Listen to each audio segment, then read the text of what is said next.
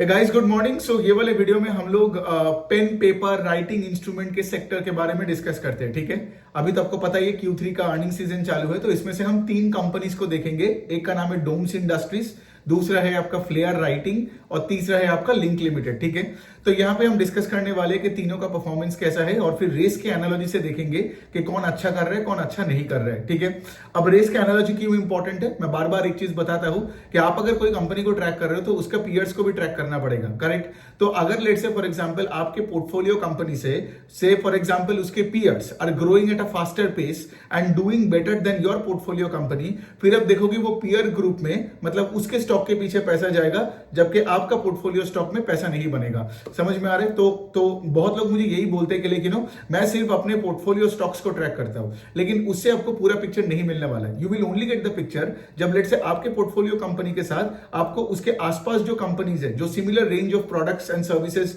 दे रहा है, बेच रहा है, right, in of course similar markets, तो उनके साथ आपको कंपेयर करके देखना पड़ेगा। वरना आपको कैसे पता चलेगा कि आपकी कंपनी जो नंबर रिपोर्ट कर रहे हैं वो नंबर अच्छी है या नहीं है। ठीक है, तो यहां पे देखो, यहां पे एक बात मैं बोल सकता हूं, डोम्स फ्लेयर और लिंक में Doms have always been winning the race. ठीक है, डोम्स का जब से आईपीओ आया, राइट, आई स्टिल रिमेंबर जब से वो आईपीओ आया तो मैनेजमेंट ने एक चीज बताया था that we will continue to grow sales at 25 to 27, इस रेंज से हम ग्रो करेंगे। 25% ही आप पकड़ के चलो। और उसके बाद से जितने भी डोम्स का आई थिंक कुछ 3 से 4 क्वार्टर का जो नंबर्स आए हैं on a YOY level, they have always outperformed the guidance। ठीक है, मतलब they kept on growing at 25-26% से ही। इवन ये जो Q1 का जो क्वार्टर था, Q1 ऑफ FY25, मतलब ये फिस्कल का Q1 का बात कर रहा हूं, जब लेट से वो हीट वेव था, इलेक्शंस था, right, and consumer facing companies को प्रॉब्लम हुआ था, लेकिन फिर भी डोम्स उस क्वार्टर में भी 20% के आसपास से ग्रो किया था। ठीक है, तो इसका क्या मतलब, इसका मतलब कि like Doms is outperforming the peers in terms of growth. अब आप मुझे बोलोगे ग्रोथ रेट इंपॉर्टेंट क्यों होती है? ऑफ कोर्स, अगर आप मेरे पुराने सब्सक्राइबर्स हो, बहुत दिनों से देख रहे हो, तो आपको पता ही होगा, राइट, कि ग्रोथ सब कुछ होता है।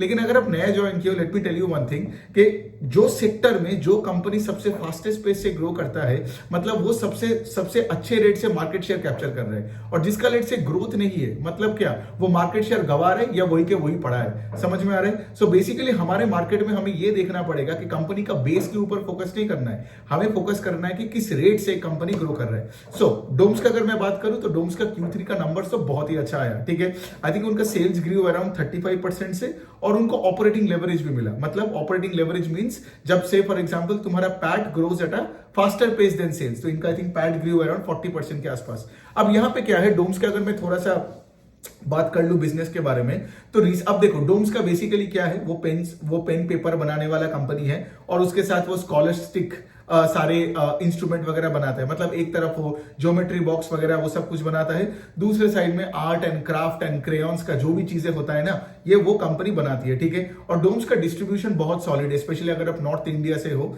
या अगर आप से वेस्ट के साइड में जाओगे तो आप डोम्स का डिस्ट्रीब्यूशन देखोगे बहुत बढ़िया है। ठीक है, अब डोम्स ने क्या किया, कुछ महीनों पहले they acquired this company called Uniclan health care. ठीक है, अब यूनिक्लैंड हेल्थ केयर क्या बनाती है, बच्चों की डाइपर बनाती है, बच्चों की डाइपर बनाती है, और वो जो वाइप्स होता है ना, डाइपर और वाइप्स, राइट, जो माए यूज करते हैं अपने बच्चों के लिए, एकदम छोटे बच्चे के लिए, राइट, तो इन्होंने इसको एक्वायर किया। अब इनका लॉजिक यही है कि सोचो डोम्स का क्या है, पेन पेंसिल ये सब ज्योमेट्री बॉक्स, फिर उसके बाद ये सारे आर्ट एंड स्टेशनरी प्रोडक्ट्स, उसके साथ जब ये यूनिक्लैंड का भी अभी पोर्टफोलियो में जुड़ गया, मतलब क्या है, एक बच्चे का पूरा लाइफस्टाइल में डोम्स और भी हावी हो जाएगा। समझ में आ रहा है आपको? मतलब क्या है, मतलब वही वाला पॉइंट है ना कि लेट से फॉर एग्जांपल जिसका मम्मी दुकान में जाके एक बच्चे के लिए let's say for example pencil pen paper खरीद रहे, वो लेट से फॉर एग्जांपल यूनिक्लैंड का भी सामान खरीद सकता है। सो बेसिकली डोम्स यही बोल रहे हैं कि we are not only like, सिर्फ ऐसा नहीं है कि लाइक बच्चे का सिर्फ स्कूल का इक्विपमेंट के लिए हम हैं, ठीक है, बट से फॉर एग्जांपल जब लेट से कोई भी बच्चा फ्रॉम द एज ऑफ 2-3, मतलब जब से आपको डाइपर लगता है ना एक बच्चे के लिए, सो डाइपर से लेके पेन से लेके पेंसिल से लेके आर्ट एंड क्राफ्ट मटेरियल सब में डोम्स रहेगा। मतलब I would say till the age of 12 to 15 के आसपास Doms want to be like you know all around the life of a kid. ठीक है, तो ये इसीलिए उन्होंने यूनिक्लैंड को एक्वायर किया। अब यहां पे बात आता है कि डोम्स का ऑर्गेनिक ग्रोथ देखना पड़ेगा और हमें यूनिक्लैंड का भी ग्रोथ देखना पड़ेगा। सो यूनिक्लैंड का जो बिजनेस है, राइट, दे आई थिंक उनका सेल्स बढ़ा 22% से। ठीक है, लेकिन डोम्स का पूरा कितना ग्रोथ हुआ, कुछ 35% के आसपास ग्रो हुआ। Q3 ओवर Q3 के बात कर रहा हूं। इसका मतलब क्या, organic business is growing at a much faster pace, ठीक है। और इस बार Q3 में तो बहुत अच्छा किया। एक और पॉइंट है जो मैं बोलना चाहता हूं, जो मुझे बहुत थोड़ा सा सरप्राइजिंग लगा और बहुत अच्छा लगा। क्या होता है ना, जब फेस्टिव पीरियड होता है ना, तो ये सारे आर्ट एंड स्टेशनरी प्रोडक्ट्स का सेल उतना ज्यादा होता नहीं है। क्यों?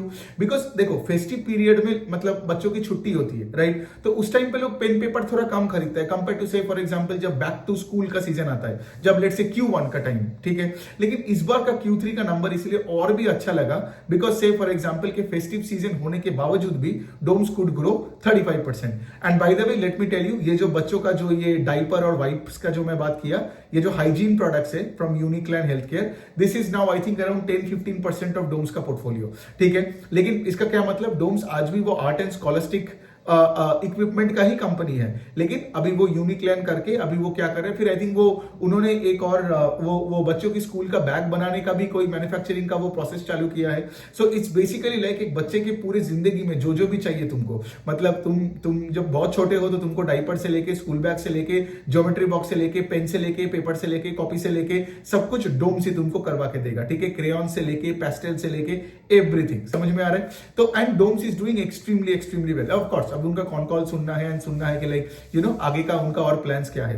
दूसरा जो कंपनी है उसका नाम है फ्लेयर राइटिंग इंडस्ट्रीज करके जो कंपनी है, ठीक है। अब देखोगे ये पूरा एक पेन की कंपनी है, ठीक है। इसमें आप देखोगे फ्लेयर की पेन्स तो आपको मिलता ही होगा, राइट। फिर हॉजर करके HAUSER, फिर PRA कार्डिन, ये सब फ्लेयर के ब्रांड के नीचे आता है, ठीक है। अब यहां पे बात क्या होता है कि Flair is more of a pen selling company, ठीक है। एक और कंपनी है लिंक लिमिटेड करके, ठीक है। उनका भी आप देखोगे, उनका भी मोस्टली उनका पोर्टफोलियो में सिर्फ पेन ही बेचता है। लिंक का जैसे पेंटोनिक का एक पोर्टफोलियो है, जबकि अभी फ्लेयर क्या कर रहे हैं और लिंक क्या कर रही है, इनको समझ में आ गया कि सिर्फ पेन बेच के नहीं होगा, अभी हमें भी ये सारे बोलो ना राइटिंग इक्विपमेंट में बाकी का जो सेगमेंट्स है उसमें भी हमें जाना पड़ेगा। Because pen is part of the entire writing equipment और या इंस्ट्रूमेंट का पूरा जो मार्केट है, ठीक है। तो उनका भी ये क्रिएटिव्स में जाना पड़ेगा, आर्ट में, स्टेशनरी में एंड एवरीथिंग में। गॉट इट, सिर्फ पेन से नहीं होगा। तो फ्लेयर भी इस पे फोकस कर रहे हैं, लिंक भी उस पे फोकस कर रहे हैं। सो लेकिन हैविंग सेड दैट फ्लेयर और लिंक में कभी उतना कभी ग्रोथ आया ही नहीं जितना लेट से डोम्स में आया। लेकिन एक बात इस बार मुझे अच्छा लगा कि फ्लेयर में थोड़ा बहुत ग्रोथ आया on a YOY level in Q3। Flair का sales I think went up by 17 और 18% के आसपास, विच इज गुड बिकॉज पिछले कुछ क्वार्टरों से जब मैं देख रहा था, एक तरफ तो डोम्स वाज डूइंग अराउंड 20, 25, 27, 30% के आसपास, जबकि Flair was growing in single digit, ठीक है। लेकिन इस बार फ्लेयर ने 18% से सेल्स को ग्रो किया एट अ YOY लेवल। और सबसे बुरा कौन है, हमारा लिंक लिमिटेड, ठीक है। लिंक लिमिटेड का तो इस बार भी उनका सेल्स डिग्री बाई 1%, और वही है, उन्होंने एक्सक्यूज दिया वही कि लाइक जनरल ट्रेड में स्लो डाउन है, कंजम्पशन में थोड़ा स्लो डाउन है, इसलिए हम ग्रो नहीं कर पाए। अब यहां पे आपको समझ में आता है ना अच्छे और बुरे कंपनी में डिफरेंस क्या है।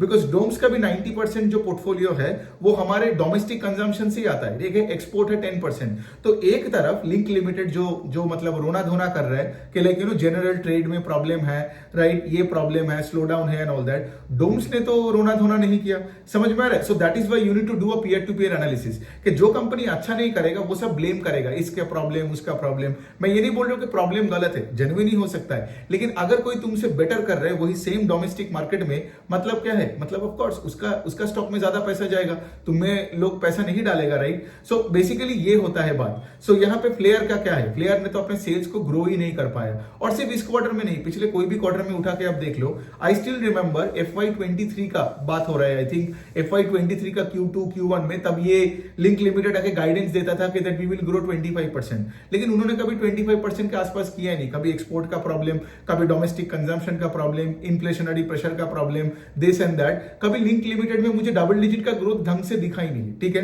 लेकिन फ्लेयर का फिर भी बेटर है, इस बार 18% का ग्रोथ किया सेल्स, ठीक है। और फ्लेयर को ऑपरेटिंग लेवरेज भी आई गेस मिला, I think there PAT grew by 45-50% के आसपास। So not bad, but still if you see Doms did much better than Flair, है ना।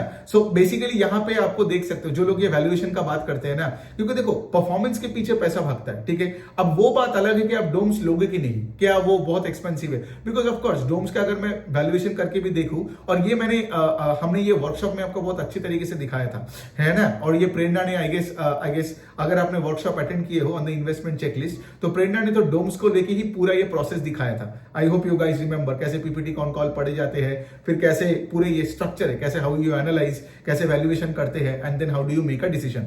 तो वहां पे भी एक चीज मैंने बोला था और यहाँ पे भी मैं बार बार उसको रिपीट क्यों करता हूं कि you might be uncomfortable with the companies valuation. मतलब से आज भी अगर डोम्स का आप देखोगे करंट मार्केट कैप में जो पैट करेगा in FY25 that comes out to be 75-80 times. मतलब FY25 अर्निंग्स में 70-80 टाइम्स FY25 अर्निंग्स में आज तुमको पूरा मार्केट कैप मतलब पूरा कंपनी तुमको मिल रहा है।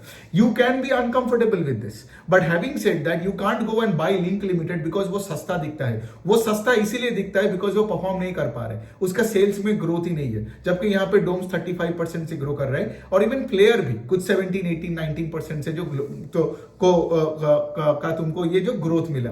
सो अल्टीमेटली बात यहां पे आता है कि you might not be willing to buy that company growing at the fastest pace